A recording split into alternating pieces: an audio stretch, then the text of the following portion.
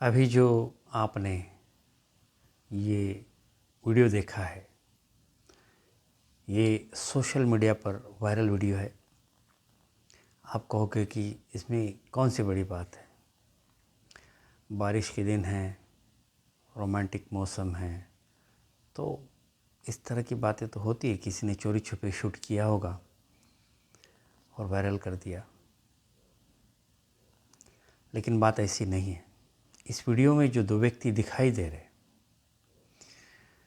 उनमें एक जो पुरुष है वो है श्रीकांत देशमुख, जो कि भारतीय जनता पार्टी के सोलापुर जिले के ग्रामीण विभाग के अध्यक्ष हैं।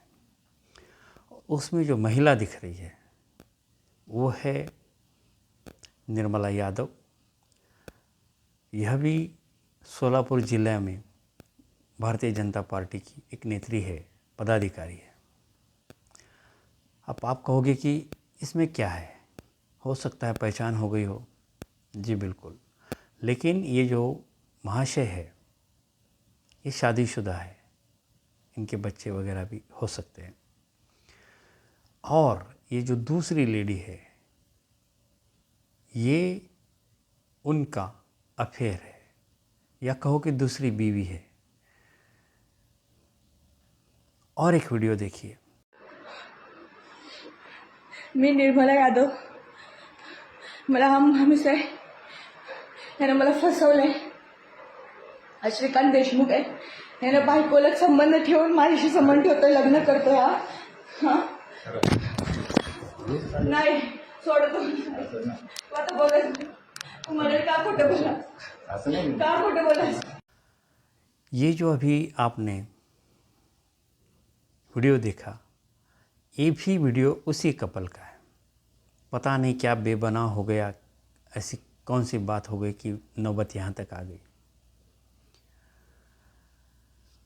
तो इस सेकंड वीडियो में जो मोहतरमा है वो कहती है कि ये श्रीकांत देशमुख है, इसने मेरे साथ धोखा किया है, ये पहले से शादीशुदा है, इसके बावजूद इसने मुझसे शादी की है, वगैरह वगैरह। अब आप कहोगे कि ये इनकी निजी ज़िंदगी है। बिल्कुल इनकी निजी ज़िंदगी है, लेकिन हमारा कानून कहता है कि एक बीवी के होते हुए हम दूसरी शादी नहीं कर सकते। लेकिन ये जो इस तरह के नेता है, बड़े बड़े लीडर है, पार्टियों में है अच्छे बड़े बड़े, उन्हें कोई फ़र्क नहीं पड़ता। कानून उनका बाल भी बाका नहीं करता, नहीं कर सकता है। खैर, अब हम बात करेंगे भारतीय जनता पार्टी की, जो कि एक बहुत फेमस पार्टी है पूरे भारत में भी, और इसे दुनिया में जाना जाता है। हालांकि दुनिया के रैंकिंग में ये भ्रष्ट पार्टी के लिस्ट में भी है, खैर वो अलग बात है। अब इस पार्टी के जो देवता है, भगवान है, ईश्वर है, जो इनकी भाषा में ब्रांड एम्बेसडर है, वो है पुरुषोत्तम श्री रामचंद्र प्रभु। ये उन्हीं का नाम हमेशा रटते हैं, हिंदुत्व की बात करते हैं, हिंदू राष्ट्र की बात करते हैं। ये श्री रामचंद्र प्रभु का अयोध्या में मंदिर बना रहे हैं, उसके लिए इन्होंने कई सारी बातें की। मतलब बाबरी मस्जिद क्या गिरवाई, फिर उसके बाद जो भी गोधरा कांड हुआ, फिर गुजरात के दंगे हुए, फिर मुंबई में बम ब्लास्ट हुआ, हज़ारों लोग मर गए इसमें जो करता हरता थे उनको क्लीन चिट मिल गई। जो निर्दोष थे इन्होंने जो हवा दी, उस हवा के झांसे में आकर जो लड़ पड़े वो अभी जेलों में हैं। कुछ लोगों पर केसेस चल रही है। खैर, बात ये श्री रामचंद्र प्रभु की करती है, और श्री रामचंद्र प्रभु दुनिया में दो चीज़ों के लिए जाने जाते हैं। इसीलिए वो पुरुषोत्तम है, क्योंकि वो वचन निभाते हैं, और दूसरा वो एक पत्नी व्रत है। अभी जो हमने दृश्य देखे हैं दो, और ये कोई फर्स्ट एंड लास्ट नहीं है।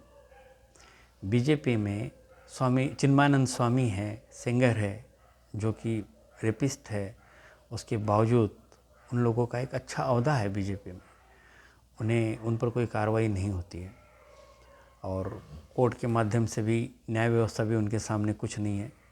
वो चिन्मयानंद स्वामी के केस में तो लड़की जेल में है और चिन्मयानंद स्वामी बाहर मालिश करवा रहे।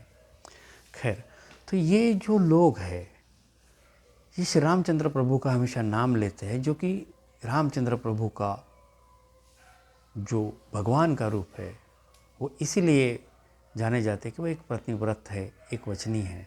तो क्या बीजेपी के लोग जो है वो एक पत्नीव्रत वाले हैं? अभी ये जो आपने देखा चिन्मयानंद स्वामी सिंगर वगैरह जो भी है, पीछे तो जो मोदी जी भी और शाह भी किसी एक लड़की का क्या कहते हैं उसको गुप्तहेर लगाकर उसका ये कर रहे थे वगैरह वगैरह सब। अब हम एक वचनी श्री रामचंद्र प्रभु की बात करें तो इस बीजेपी पार्टी के जो सर्वे सर्वा है मिस्टर नरेंद्र मोदी, वे जितना भी बोलते हैं झूठ बोलते हैं। वो जितने भी वचन देते हैं जनता को कोई नहीं निभाते। वो जो बोलते वो कभी नहीं करते और जो करते हैं वो कभी नहीं बोलते। तो इस तरह के जो लोग हैं, ये जो श्री रामचंद्र प्रभु का नाम लेते हैं, क्या ये ढकोसला है, ढोंग है? क्या ये लोग सारे पाखंडी है? जी हाँ, ऐसा ही है। श्री रामचंद्र प्रभु का नाम लेना, उनको भजना पूजना, ये सब जो है एक वोट पाने का हथियार है। बाकी इनका कोई श्री रामचंद्र प्रभु से लेना देना नहीं है। बदकिस्मती ये है कि इस तरह के जो लोग होते, इस तरह की जो पार्टियां होते हैं, इन्हें बहुमत से चुनाव में जिताया जाता है। अच्छे लोग अगर चुनाव लड़े तो उसको वोटर वोट नहीं देता, और इसीलिए अच्छे लोग चुनाव में या राजनीति में हिस्सा नहीं लेते, क्योंकि उनको मालूम है ये जनता हमको नहीं। इस तरह के जो भ्रष्ट नेता है, इस तरह के जो चरित्रहीन नेता है, इस तरह के जो गुंडे हैं, इन्हीं को मत वोट देती है। तो क्या ये लोग इन सारी हरकतों के लिए जिम्मेदार है, या हम वोटर जो इस तरह के लोगों को वोट देते हैं, हम बेवकूफ़ हैं? तो ये जो हमारे देश में सिलसिला चलता है, ये कोई इस बीजेपी का ही नहीं है। हमारे महाराष्ट्र में एक पालक मंत्री थे जो एक सामाजिक न्याय मंत्री भी रह चुके हैं। उनकी शादी हो चुकी थी, उनको 2 बच्चे थे। उसके बावजूद उन्होंने करुणा शर्मा नाम के एक लेडीज़ से प्रेम संबंध रखे, उन्हें भी 2 बच्चे हो गए। उसके बावजूद इस करुणा शर्मा की जो छोटी बहन है रेणु शर्मा, उसने भी इस महाशय पर बलात्कार के आरोप लगाए। वो मामला भी शांत हो गया। इतना कम था कि इन्होंने सपना चौधरी जो हरियाणा वाले हैं, उनको लाकर अपने चुनाव क्षेत्र में ठुमके लगवाए, लेकिन इनके चरित्र पर इन सारी घटनाओं का कोई असर नहीं पड़ता, बल्कि लोगों की नज़र में और ज़्यादा उभर कर आते हैं। इनका आकर्षण और ज़्यादा बढ़ता है और लोग आकर्षित होकर इन्हें वोट देते हैं। तो ये सारी घटनाओं के लिए ये लोग दोषी नहीं हैं।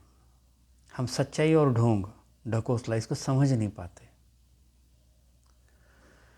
हमें इन सारी चीज़ों को समझना होगा, गंभीरता से लेना होगा। अगर ये ऐसा ही चलता रहा तो हम विकास की, भारत को एक उच्चतम स्थान पर ले जाने का सपना कभी नहीं देख सकते। इस तरह के जो दागी लोग होते हैं, इनका एक अलग ही अवधा होता है हमारे देश में। यही होता आ रहा है। साथियों, ये बात वोटरों को समझना चाहिए। हम जिन्हें हीरो मानना चाहिए उन्हें नहीं हीरो मानते, बल्कि इस तरह के चरित्रहीन लोग, इस तरह के भ्रष्ट लोग, बलात्कारी लोग, इनको हम अपना हीरो मानते हैं। देखिए, आज या हमारे देश में सबसे महत्वपूर्ण अगर कोई है तो वो नेता है। Social media, print media, electronic media, हर मीडिया में सिर्फ नेता छाया रहता है। चाहे वो भगोड़ा हो, धोखेबाज हो, उसने पार्टी बदली हो, वोटरों को धोखा दिया हो, कुछ भी हो, लेकिन वही छाया रहता है।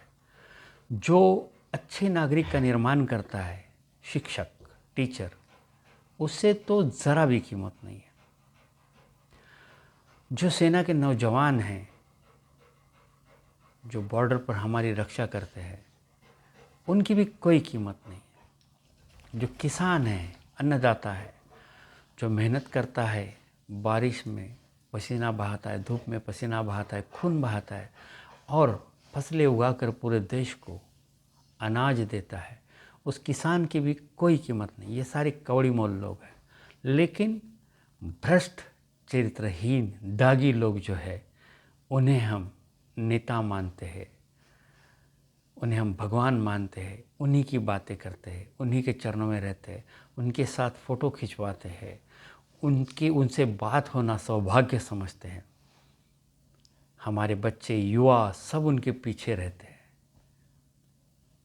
इस बात को हमको समझना होगा कि हमारे देश में सबसे अहमियत किसे देना चाहिए। बड़ा कौन है, सबसे महत्वपूर्ण कौन है? शिक्षक है, सेना का नौजवान है, किसान है, या इस तरह के जो लोफर नेता है वो है? हमें समझना होगा और इस सिस्टम को बदलना होगा। शुक्रिया दोस्तों।